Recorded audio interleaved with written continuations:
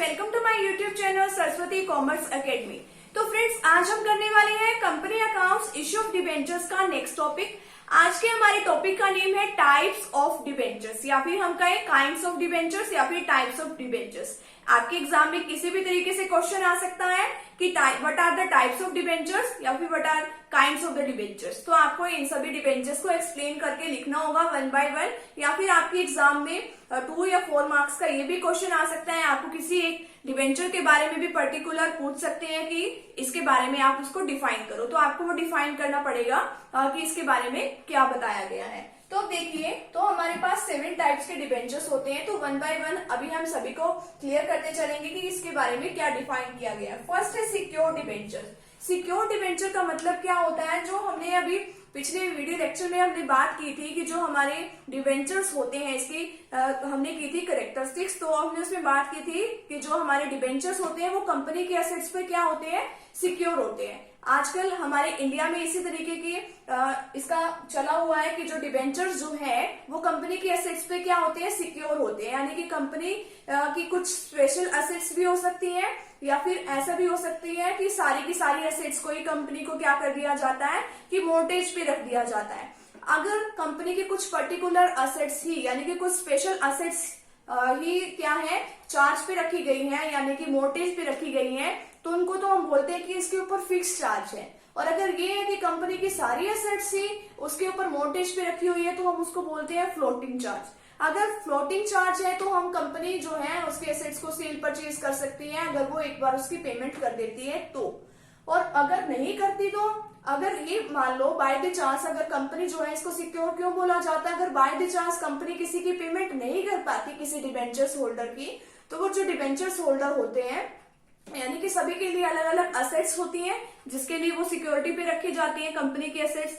जिनको भी ऐसा लगता है कि कंपनी हमारा इंटरेस्ट वगैरह या कुछ भी पेमेंट नहीं कर रही, तो कंपनी से वो क्या कर सकते हैं, कंपनी के एसेट्स को सेल कर सकते हैं और सेल करने से जो पैसा आएगा उसको यूज कर सकते हैं। तो उनके पास ये भी ऑप्शन है। तो कंपनी के पास फर्स्ट टाइप के डिबेंचर्स होल्डर, सेकंड टाइप के डिबेंचर्स होल्डर, जिनको भी पहले पेमेंट मिलनी है उनको फर्स्ट टाइप के डिबेंचर्स होल्डर में इंक्लूड किया जाएगा, और जिनको बाद में मिलनी है उनको सेकंड टाइप के डिबेंचर्स होल्डर्स में उनको इंक्लूड किया जाएगा। यानी कि जो पहले पैसे बनते हैं, जिसने पहले डिबेंचर्स लिए हुए थे, तो उनको फर्स्टली पेमेंट मिल जाती है, बाकियों को बाद में। तो बेसिकली इसमें यही बताया गया है कि जो सिक्योर डिबेंचर्स होते हैं वो कंपनी की एसेट्स पे क्या होते हैं, सिक्योर होते हैं। अगर उनको पैसा ना मिले तो उनको एसेट्स को सेल करके वहां से पैसा ले सकते हैं।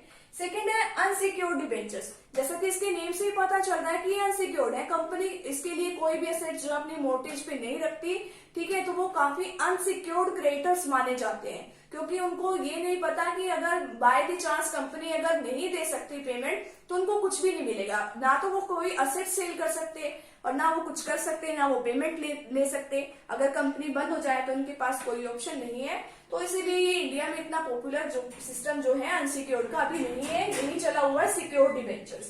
थर्ड है रजिस्टर्ड डिबेंचर्स। रजिस्टर्ड डिबेंचर्स में क्या बताया गया है कि उनका नेम, जो हमारे डिबेंचर्स होल्डर्स होते हैं उनका नेम कंपनी का एक रजिस्टर बना होता है। तो कंपनी के रजिस्टर में उनका जो नेम है सब कुछ लिखा होता है।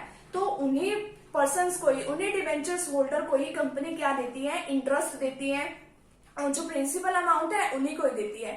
और ना जो ये रजिस्टर्ड डिबेंचर्स होल्डर्स होते हैं ना ये कर सकते कि ये अपने जो इंटरेस्ट जो है, अपने जो डिबेंचर्स है इजीली किसी को भी उठा के दे दिया, अब तू इसको रख, ना कंपनी ऐसा करने देती है उसको। कंपनी उसी को देती है कि जिसका नाम, जो इंटरेस्ट वगैरह कंपनी उसी पर्सन को पे करेगी जिसके नेम से वो डिबेंचर्स होल्डर जो है वो जो डिबेंचर्स हैं वो इश्यू किए गए हैं। कंपनी ऐसा नहीं कर सकती। और अगर किसी ने ऐसा करना है, किसी और को ट्रांसफर करने हैं, तो उसके लिए अलग प्रोसीजर है। तो एक ट्रांसफर डीड का एक ऑप्शन होता है, तो उसके लिए एक फॉर्म फिल करो, तो उसके बाद जो है पेमेंट कंपनी उस बंदे को कर देगी अगर किसी ने किसी को ट्रांसफर आगे किया है तो। इसका तो था कि रजिस्टर्ड में उनका नेम एंटर होना चाहिए, चाहे कोई भी।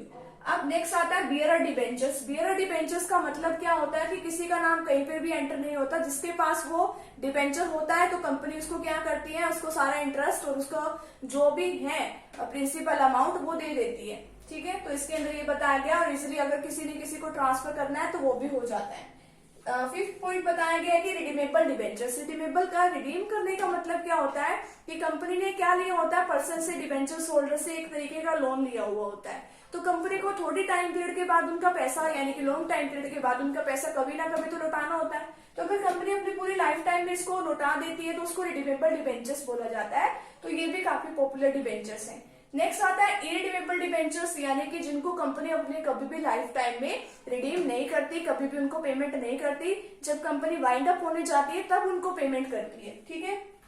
सेवेंथ एंड लास्ट डिबेंचर्स है हमारे पास कन्वर्टेबल डिबेंचर्स। जैसे कि इसके नेम से ही क्लियर हो रहा है, कन्वर्टेबल का मतलब है कि हम उसको कोई और या तो शेयर्स में या किसी और कैटेगरी में, जो कैटेगरी में हम उसको क्या कर सकते हैं, इंक्लूड करा सकते हैं, यानी कि उसको कन्वर्ट करा सकते हैं। तो इसके लिए सेबी ने काफी सारे गाइडलाइंस भी इशू कर रखे हैं कि जब हम डिबेंचर्स को, ऐसे डिबेंचर्स को मान लो हमने इशू कर दिया तो 18 मंथ्स के बाद, बट 36 मंथ से पहले पहले हम उसको क्या करा सकते हैं, उसको किसी भी और तरीके की सिक्योरिटीज में हम उसको चेंज करा सकते हैं। तो इसको बोलते हैं हम कन्वर्टेबल डिबेंचर्स, और आजकल ये भी काफी ज्यादा पॉपुलर है, तो इससे काफी बेनिफिट भी होता है। तो आज के टॉपिक में हमने सीखा कि टाइप्स इसके डिबेंचर्स के क्या क्या होते हैं। तो आज का टॉपिक जो है हमारा यहीं पे कंप्लीट होता है। तो उम्मीद है आप सभी को ये टॉपिक अच्छे से समझ आ गया होगा।